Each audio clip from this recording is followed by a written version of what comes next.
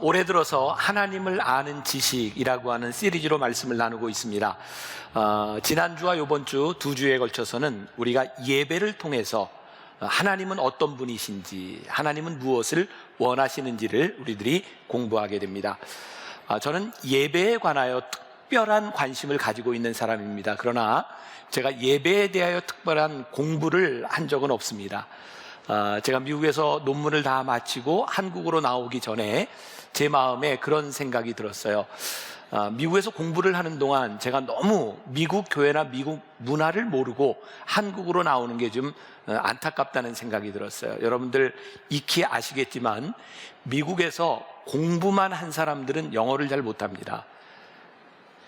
네, 저는 공부만 했기 때문에 맨날 읽고 쓰는 것만 했기 때문에 정말 말하거나 듣는 것들을 그렇게 할 기회가 없었던 것 같아요. 자꾸 미국 교회 가는 것도 좀 꺼려지기도 했고, 그런데 제가 우리 식구들과 함께 차를 타고 이렇게 지나가다가 길거리에 큰 미국 교회를 하나 들어가게 되었습니다. 그건 솔리드 락이라고 하는 반석이라고 하는 교회였어요.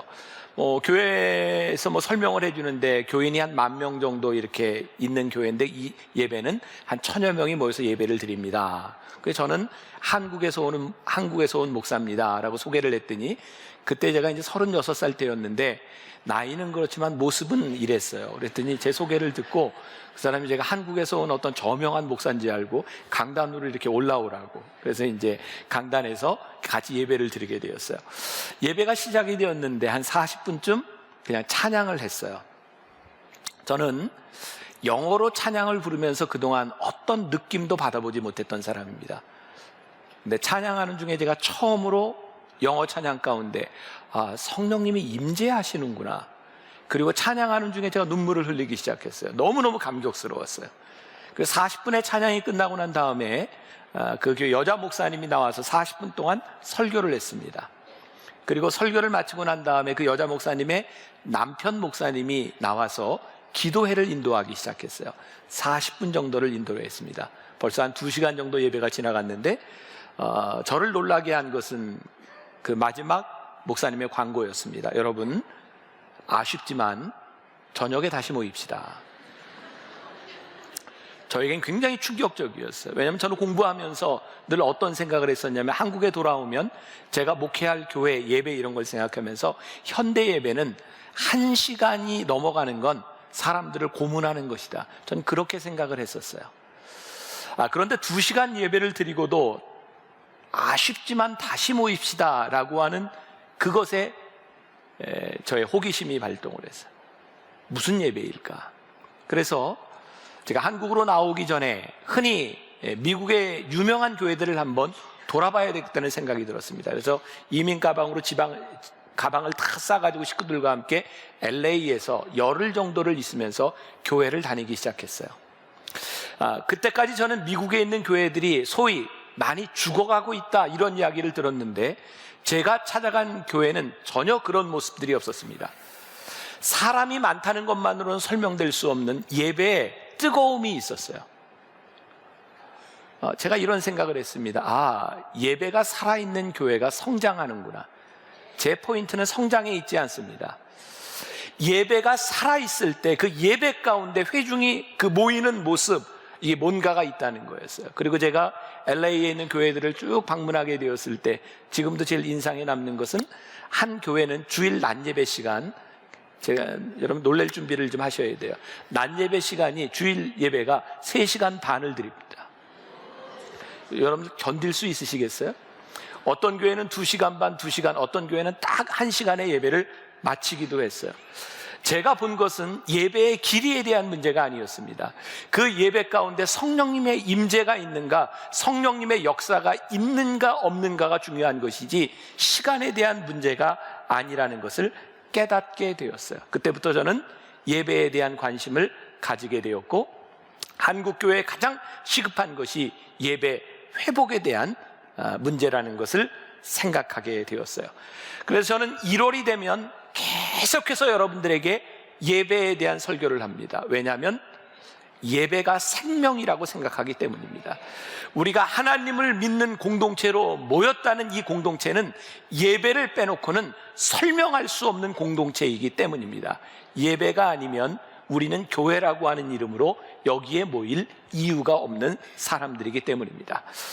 제가 지난주부터 구약에 있는 제사를 가지고, 지금 현대 예배의 모형인 제사를 가지고 설명을 하고 있습니다. 오늘은 레위기 1장에 나와 있는 번제, 제물을 태워서 드리는 번제 예식을 가지고 여러분들과 함께 말씀을 나누려고 합니다. 우리가 흔히 구약의 제사를 잘못 생각하는 것이 있습니다. 뭐냐면 구약의 예배는 제사장이 대신 드려주는 것이다 라고 생각을 하죠. 그런데 오늘 본문 말씀에 보니까 제사를 드리려고 제물을 가지고 온 사람이 자기가 각을 뜹니다. 단지 제사장은 그 사람이 잡은 각을 뜬 소를 대신 드려줄 뿐입니다. 제사를 드리러 온 사람이 자기 손으로 직접 소를 잡아 피가 튀고 비릿한 피 냄새를 맡으며 제사에 참여하는 것이 번제였습니다. 오늘 우리가 읽었던 본문 말씀 5절에 보면 그는 여호와 앞에서 그 수송아지를 잡을 것이요 아론의 자손 제사장들은 그 피를 가져다가 회막문 앞에 제단 사방에 뿌릴 것이며, 그러니까 예배를 드리러 온 사람이 잡습니다.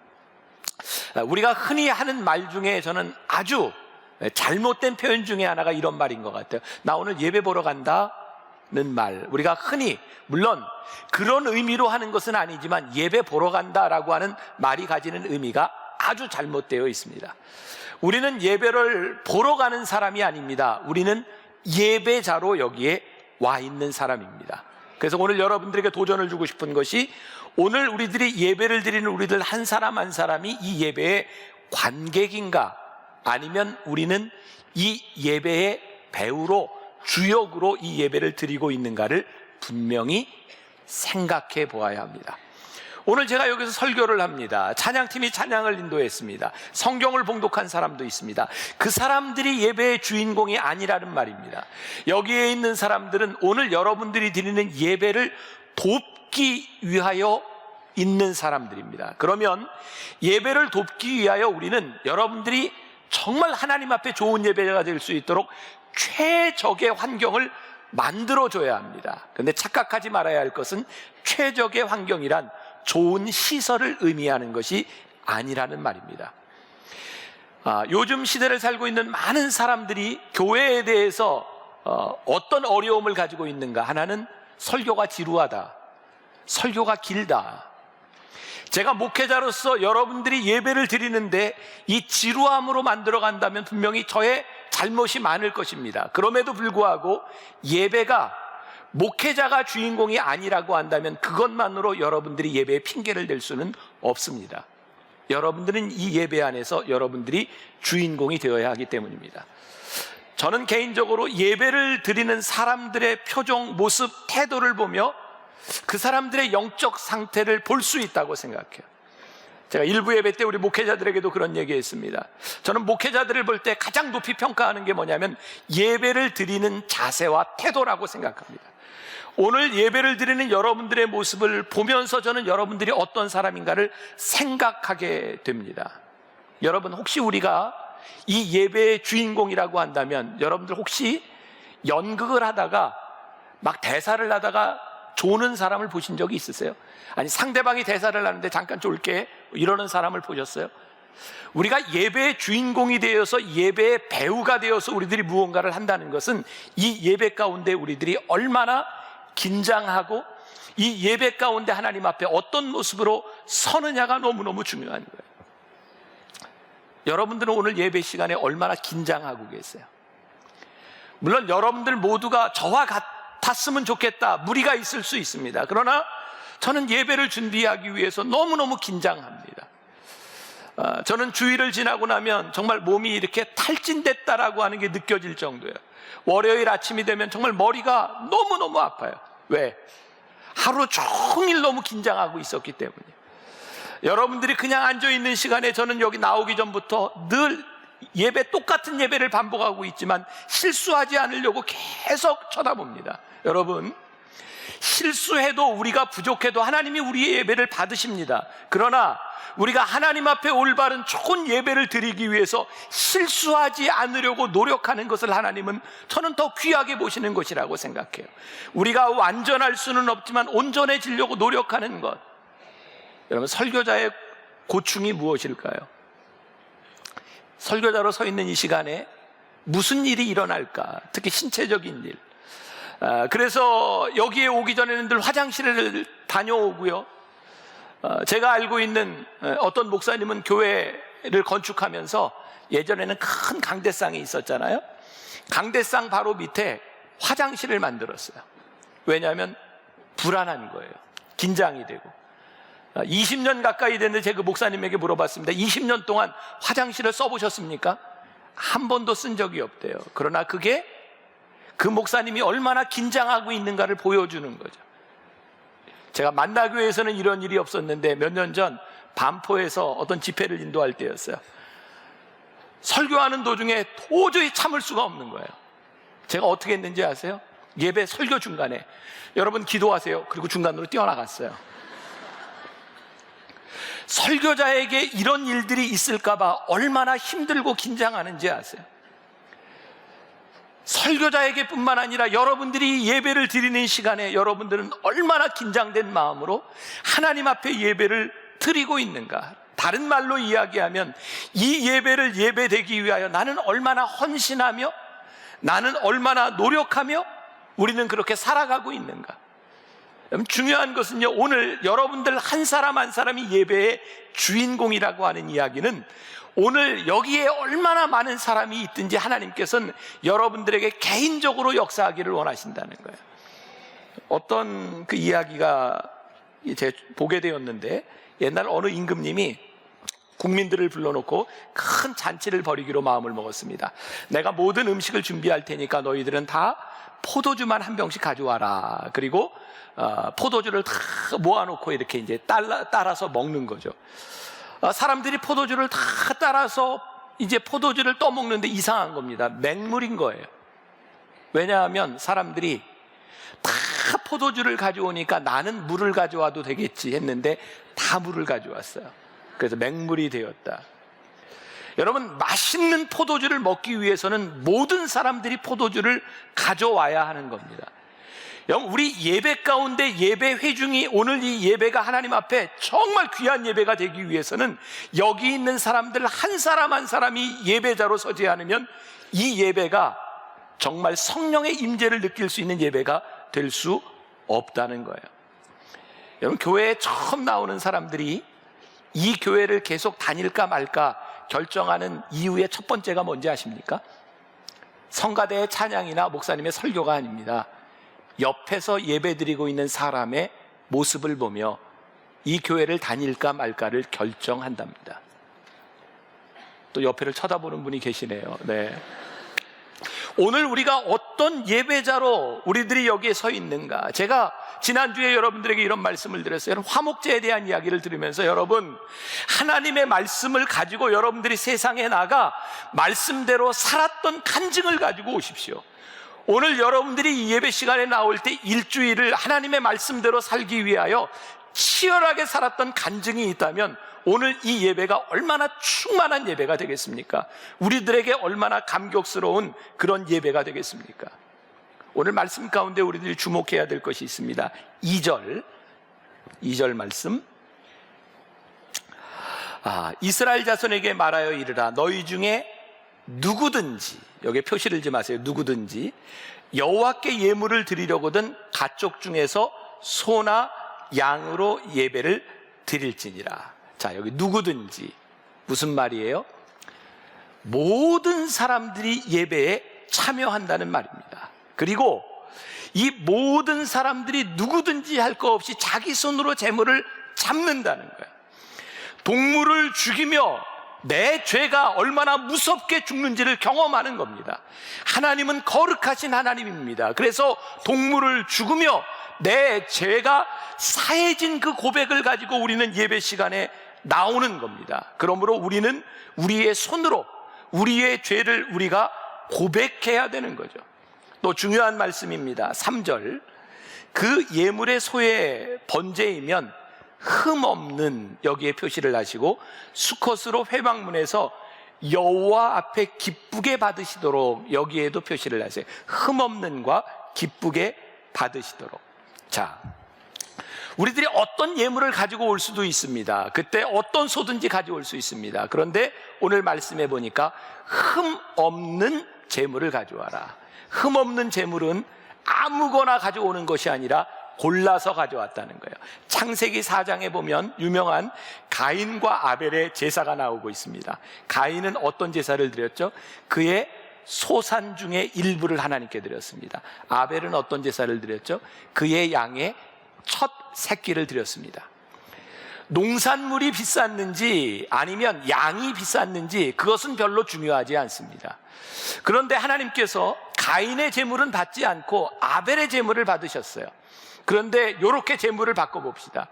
가인은 자기 소산 중에 가장 좋은 것으로 드렸고 아벨은 자기 양의 새끼 중에 하나를 드렸다. 누구 것을 받으시겠습니까? 여기에서 중요한 것은요, 구별되었다는 겁니다. 그래서 오늘 여러분들에게 또 하나 도전하고 싶은 것 중에 하나가 무엇이냐면, 여러분들이 오늘 이 예배 시간에 나오기 위하여 여러분들이 준비한 것은 무엇이냐 하는 거예요. 제가 언젠가도 그런 말씀 드렸죠.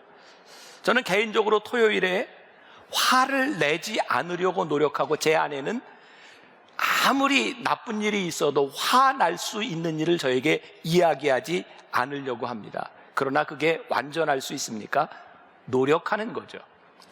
주일에 저는 최고의 컨디션을 유지하려고 노력합니다. 그래서 가능하면 일찍 자고 충분히 잠을 자고 주일날 4번, 5번 설교하는 중에 제가 최상의 컨디션을 유지하려고 합니다. 그런데 그게 잘 되지를 않아요. 저도 수십 년 설교를 하고 이렇게 많은 설교를 했는데 토요일만 되면 주일날 설교할 것 때문에 잠이 잘 오지를 않아요. 어제도 일찍 자려고 누웠다가 결국은 뒤척이고 결국은 수면제를 먹고 잤어요. 왜? 오늘 제가 잠을 충분히 자지 않으면 좋은 컨디션으로 여기 설 수 없기 때문에 그냥 밤을 지샐 수 없는 거예요. 주일날 가끔 저희 교회에서 장로님들과 회의를 할 때가 있어요. 회의를 하다 보면 모든 사람들의 의견이 맞는 것이 아닙니다. 의견이 맞지 않는 일들이 있어요. 그럼 회의를 하다 장로님들이 이렇게 얘기하는, 목사님 예배 전인데 이 문제는 더 이상 이야기하지 않았으면 좋겠습니다. 그만하죠. 그만합니다. 그렇다고 감정의 문제가 다 해결이 되나요? 되지 않습니다. 여러분들, 교회는 아무 문제가 없는 것이 아니라 사람들이 함께 모여 수없이 많은 문제들을 가지고 있는 공동체입니다. 그러면 그런 감정이 상했기 때문에 제가 설교를 할 수 없나요? 그때 저는 이 앞에 나와서 너무너무 간절하게 기도하는 거예요. 하나님, 저를 붙잡아 주세요. 제 연약함으로, 제 감정으로 인하여 말씀이 잘못 전해지지 않도록 저를 붙잡아 주세요. 그래서 더 간절하게 기도하는 거예요. 우리가 완전함으로 무엇을 할 수 있는 것이 아니라 우리들이 불완전하기 때문에 우리들의 삶에 희생이 필요하고, 우리들이 불완전하기 때문에 우리들이 노력해야 되고, 그런 희생과 노력을 통하여 우리들이 예배가 예배될 수 있는데, 언제부터인가 우리들에게 이런 희생과 노력이 사라져버려요. 여러분들이 어떤 옷이든 입고 올 수 있지만, 여러분들이 하나님 앞에 나오는 시간을 위하여 여러분들이 어떤 옷을 입고 오셨습니까? 좋은 옷, 양복을 입고 와야 되는 것이 아니라 내가 하나님 앞에 나올 때 우리들이 어떤 모습으로 나왔는가? 여러분들이 오늘 예배를 드리기 위하여 어제를 여러분들이 어떻게 살았는가? 어떻게 하나님 앞에 예배를 드리는 사람들이 토요일 날 밤새도록 놀고 술을 먹고 그렇게 예배 시간에 나올 수 있겠는가? 사실은 예배를 통하여 우리들이 하나님을 만난다고 하는 것은 우리들이 율법적으로 무엇을 지켜야 된다, 지키지 말아야 된다라고 하는 것이 아니라 적어도 예배자로 나오는 우리들의 모습들이 하나님 앞에 최선을 다하는 모습으로, 최고의 배우로, 주역으로 나와야 하지 않겠는가? 오늘 여러분들에게 도전하고 싶은 거예요. 오늘은 어떤 예배자로 여러분들이 여기에 나왔습니까? 또 중요한 것 중에 하나가 하나님이 기쁘시게 받으시도록, 예배는 하나님 중심으로 하나님이 기뻐하셔야 하는데 우리들은 예배 행위 가운데 많은 부분들을 나 중심적으로 생각한다는 거죠. 예배가 하나님 중심이 되지 아니하고 예배가 형식이 될 때가 참 많다는 거죠. 전 요즘 우리가 제일 주의해야 될 게 여러 종류의 예배입니다. 뭐 박사학위 축하 예배, 뭐 칠순 예배, 뭐 돌 예배. 가만히 보면 돌 잔치를 하기 위해서 앞부분의 예배를 해치워요. 박사학위를 축하하기 위해서 앞부분의 예배를 해치워요. 우리들이 가정에서 드리는 예배들이, 명절에 드리는 예배들이 잔치를 하기 위해서 예배를 해치워요. 이거는 뭔가 우리들이 잘못돼 가고 있다. 칠순 예배, 돌 예배, 이런 예배를 드리는 것이 잘못된 것이 아니라 그 예배를 통하여 하나님이 중심이 되도록 예배를 드려야 하는데, 언제부터인가 예배가 우리들에게 형식이 되어버린 것은 아닌가. 오늘은 우리 찬양대가 특송을 하지 않았는데, 여러분들 찬양대가 특송을 하고 나면 여러분들 뭐예요? 박수를 쳐요. 박수를 치는 게 옳은 거예요? 잘못된 거예요? 잘못되지 않았어요. 왜? 우리는 왜 박수를 치나요? 찬양대가 박수를 쳤는데 너무너무 좋아요. 하나님 기쁘시겠죠? 감사해요. 박수를 쳐요. 괜찮습니다. 그런데 만일 우리들이 박수를 치면서 하나님과 전혀 관계없이 잘했어, 이렇게 생각하면, 못했을 때는 이렇게 쳐요. 잘하면 세게 치고. 찬양대가 찬양하라는 것은 그들이 부족할지 모르지만 때로는 이것이 하나님을 찬양하는 것 때문에 감사해요, 이것이 찬양을 드리고 우리들이 박수를 칠 수 있는 이유인데, 우리는 하나님께 드리는 것을 하나님 중심으로 생각하지 않고 내 마음에 들었느냐 내 마음에 들지 않았느냐를 가지고 판단할 때가 참 많다는 거예요. 제가 만나교회 처음 목회를 할 때, 그때는 여기 큰 강단이 있었죠. 강단에 제가 빨간 글씨로 굵게 기도는 3분 이내에 써놨었어요. 왜냐하면 기도하는 장로님들의 기도가 가끔 길어요. 그러면 기도 시간에 잠들면 예배 끝날 때까지 못 깨어나요. 제가 종종 그런 생각을 했어요. 기도가 나쁜 건 아닌데 기도 때문에 예배가 방해될 수 있다는 거예요. 왜? 이 예배 시간에 기도가 하나님을 향하여 우리 성도들에게 도움이 되어야 되는데, 장로님이 어떤 분은 자기가 하고 싶은 이야기를 해요. 기도는 한풀이가 아니에요. 하나님을 향하여 예배를 돕는 일들이 돼. 만일 제가 설교를 하면서 오늘 이 시간에 제가 하고 싶은 이야기를 마구 하고 있다고 하면 이것이 여러분들 예배에 무슨 도움이 되겠어요? 하나님을 기쁘시게 하도록 기도를 준비하고 설교를 준비하고 찬양을 준비하고 하나님을 기쁘시게 하도록 여러분들이 예배 시간에 준비가 되어질 때 이 예배가 하나님 앞에 드려질 수 있는 예배인데, 오늘 우리들에게 제일 위험한 것이 뭐냐면 영적 매너리즘입니다. 가만히 보세요. 영적 매너리즘이 뭐예요? 그냥 이제 가는 대로 가는 겁니다. 영적 매너리즘에 빠지면 자기의 편리한 것을 추구합니다. 내가 편하면 오고 내가 편치 않으면 안 오고, 매너리즘에 빠지는 순간 지극히 이기적인 현상들이 나타나기 시작합니다. 어느 순간부터 내가 편안한 방식으로 예배를 드리기 시작합니다. 저는 우리 교회 예배를 5개를 이렇게 주일날 이렇게 만들어 놓고 여러분들에게, 여러분들이 예배 드릴 수 있는 편한 곳에 오셔서 예배 드리세요 라고 하는 것은 그 예배에 여러분들이 주인공이 되도록 준비를 하는 것이지, 여러분들이 오는 시간이 매너리즘에 빠져서 내가 제일 편리한 시간에 되는 대로 온다라고 생각한다면 그 예배는 헌신이 없어요. 저는 요즘 이런 생각을 합니다. 우리들이 지금 의도적인 고난과 의도적인 불편을 경험할 수 없을까? 우리들이 이 예배 시간에 나오면 여러분들이 예배자가 되기 위해서 예배 순서와 예배 준비하는 부분들 가운데 내가 의도적으로 당할 수 있는 고난은 무엇인가? 내가 의도적으로 당할 수 있는 불편함은 무엇인가? 사실은 이 고난과 불편함 가운데 우리들이 예배를 드릴 때 우리들에게 다가오는 감격은 조금 다른 차원의 문제일 텐데, 저는 이런 표현도 쓰고 싶어요. 불편함과 자기 희생이라고 하는 것은 자기를 죽이는 것입니다. 여러분, 오늘 예배를 드리면서도 여러분들은 얼마나 내 중심적으로 여기에 나와 있는지, 내가 원하는 것만을 추구하면서 이것에 나와 있는 것은 아닌지, 제가 여러분들을 불편하게 하는 것에 대한 변명을 하려는 것이 아닙니다. 어쩌면 우리들에게 조금은 적극적인 불편과 적극적인 고난이 필요한 것은 아닐까. 1981년에 보스턴 마라톤에서 우승한 사람이 토시히토 세코라고 하는 일본 사람입니다. 그 사람에게 물었답니다. 당신은 어떻게 훈련을 했습니까? 토시히토가 이렇게 대답을 합니다. 저는 아침에 10km, 저녁에 오후에 12km를 달립니다. 매일 22km, 365일, 그는 8,000km를 달렸습니다. 22km가 아무것도 아닌 것 같지만, 하찮은 것처럼 보이지만 매일 끊임없이 달렸던 그 연습이 나로 하여금 우승하게 만들었습니다. 여러분, 예배는 여러분들 마음에 드는 것으로만 드려지는 것이 아닙니다.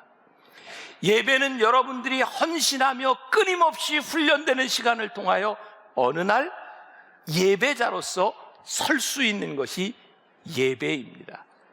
오늘 레위기 말씀에 보니까 가죽을 벗기고 각을 뜰 것이요 라고 하는 말씀이 나와 있습니다. 다시 한번 이야기를 하면, 제사를 드리는 사람이 칼을 가지고 동물을 죽이고 가죽을 벗겨요. 각을 뜹니다. 이게 무슨 의미일까요? 동물의 가죽을 찢으며 하나님, 나의 인격의 모난 부분들, 하나님 저의 죄스러운 모든 부분들을 하나님 앞에 적나라하게 내어놓고, 하나님 내가 죽습니다. 오늘 여러분들이 이 예배 가운데 여러분들의 죄가 보이고 여러분들의 부족함이 보이고, 하나님 제가 오늘 이 예배 가운데 온전히 나의 더러운 모습들을 내려놓습니다. 비릿하고 정말 역겨운 냄새가 나는 그 내장을 꺼내며 그들이 느꼈던 것, 하나님 제 모습이 이렇게 추한 모습입니다. 그러나 하나님 앞에 제가 죽습니다. 그것이 제사고 그것이 예배입니다. 레위기 5장으로 넘어가면 속건제라고 하는 것이 나옵니다. 속건제는 두 가지 죄가 있는데, 하나는 성물에 대하여 지은 죄, 또 하나는 사람에 대하여 지은 죄입니다. 속건제를 드릴 때는 아주 독특한 명령을 하시는데, 너희들이 제물을 가지고 나올 때 잘못한 것에 5분의 1을 더해서 가지고 나오고, 너희들이 잘못한 사람에게 보상을 할 때 5분의 1을 더해서 보상해라. 하나님께서 제사를 드리고 우리들이 예배를 드리는데, 너희들이 잘못한 것이 있으면 너희들이 그거 갚고 나와라, 이 말입니다. 우리는 때때로 예배를 드리는 일과 우리들의 삶을 분리해서 생각할 때가 많이 있습니다. 그런데 구약의 제사를 보니까 너희들이 잘못한 것을 철저하게 갚고 나오는 것이, 그것이 제사라는 거예요. 자, 오늘 이 시간 여러분들이 한번 생각해 보세요. 혹시 여러분들로 인하여 누군가 손해를 본 사람이 있습니까? 이 중에 누군가에게 빚을 진 사람이 있습니까? 근데 문제는 우리들이 빚을 갚을 만한 능력이 없는 사람이 있다는 거예요. 빚을 지었으면, 네가 잘못한 것이 있으면 그걸 갚고 나와야 되는데 갚을 능력이 없는데 어떡합니까? 제가 언젠가 이재철 목사님의 책을 읽다 보니까 그런 이야기가 나오더라고요. 갚을 능력이 없으면 솔직하게 그분에게 찾아가서 당신의 사정을 이야기하십시오. 고통스러운 일입니다. 부끄러운 일입니다. 그러나 내가 잘못하고 내가 빚진 일로 인하여 누군가 힘들어하고 있는데, 그 힘들어하는 사람들을 그냥 놔두고 뻔뻔하게 여기 와서 예배를 드리는 것, 하나님이 기뻐하시지 않는다는 겁니다. 당신이 잘못한 것으로 인하여 고통스럽지만 가서 잘못을 비십시오. 당신에게 문제를 해결할 능력이 없을지 모르지만 무릎을 꿇고 비십시오. 하나님께서 어떠한 방법으로 역사하실지, 아니 당신이 무릎을 꿇고 비참하고 힘들어하는 그 모습만으로도, 그 아픔만으로도 하나님은 여러분들을 예배자로 만들어 주실 것인데, 우리는 우리가 잘못한 것들에 대하여 회개하지 않고 잘못을 구하지 아니하고 나올 때가 참 많이 있어요. 제가 지난해에 읽었던 크리스찬니티 투데이라고 하는 잡지에 2015년 7, 8월호에 로버트 스미스라고 하는 어떤 목사님의 기사가 실렸습니다. 2010년 10월 30일 밤 11시 56분 그의 사랑하는 아들 안토니오 모리스 스미스가 34살의 나이에 식당에서 일을 하다가 총을 맞았습니다. 하나님께 기도했답니다. 하나님 살려주세요. 그런데 온 전화는 죽었다는 소식이었어요. 그리고 자기의 사랑하는 아들, 목회자가 될 것이라고 생각하고 그렇게 끔찍히 아꼈던 아들이 18살 난 아이에게 총에 맞아 죽었어요. 너무너무 슬프고 기도도 나오지 아니하고 가슴이 무너져 내리는 순간, 재판하는 자리에 18살짜리 아이가 나왔고 그 아이의 부모들이 그 자식을 위하여 울고 안타까워하는 모습을 바라보며 어찌할 바를 몰랐다는 거예요. 그때 하나님께서 로버트 스미스 목사님에게 이런 음성을 주셨대요. 내가 설교하는 것을 너는 믿느냐? 나는 수십 년 동안 사람들에게 용서하라고 이야기했고 요셉과 욥의 이야기를 하며 그들의 고난, 하나님께서 선으로 바꾸셨다는 이야기를 수없이 했고, 근데 하나님이 물으시더라는 거예요. 내가 설교한 것을 너는 믿느냐? 16살, 18살짜리 그 살인범을 용서해야 되겠다고 마음을 먹고 그 감옥에 내가 너를 용서하면 내가 너를 찾아가겠다고 편지를 쓰는 그 시간이 3년이 지났어요. 그 목사님이 이렇게 이야기를 합니다. 용서란 내 기억에서 가시를 빼는 것이구나. 그리고 너무너무 힘들게 아들을 죽인 살인범을 찾아갑니다. 제가 예배에 대한 말씀을 준비할 때 읽었던 내용이었어요. 하나님, 우리가 예배자로 서기까지 우리들에게 참 많은 고통의 시간이 필요하군요. 우리가 예배자로 이 자리에 서서 하나님 앞에 예배자가 된다고 하는 것이 그렇게 쉬운 일이 아니군요. 우리의 손으로 짐승의 각을 뜨고 피냄새를 맡고 역겨운 내장의 냄새를 맡는다고 하는 것은 그렇게 쉬운 일이 아니군요. 빌레몬서 1장에 보면 사도 바울이 옥중에서 만났던 영의 아들 오네시모에 대한 이야기가 나옵니다. 그의 영적으로 나온 아들이었어요. 그는 노예였습니다. 주인을 피해 도망 나왔던, 무슨 죄를 지었는지 모르지만 감옥에 있던 그가 사도 바울의 영적 아들이 됩니다. 오네시모가 감옥을 나오게 되었을 때 사도 바울이 이야기합니다. 너의 주인을 찾아가라. 용서를 빌어라. 사도 바울이 편지를 써줍니다. 빌레몬서. 그리고 오네시모의 주인에게 이 사람이 잘못한 것이 있으면 내가 갚겠습니다. 나에게 올려주십시오. 뭘까요? 오네시모가 영적인 아들이 되었는데 오네시모를 하나님의 사람으로 쓰기 위하여 해결할 것이 있었다는 거예요.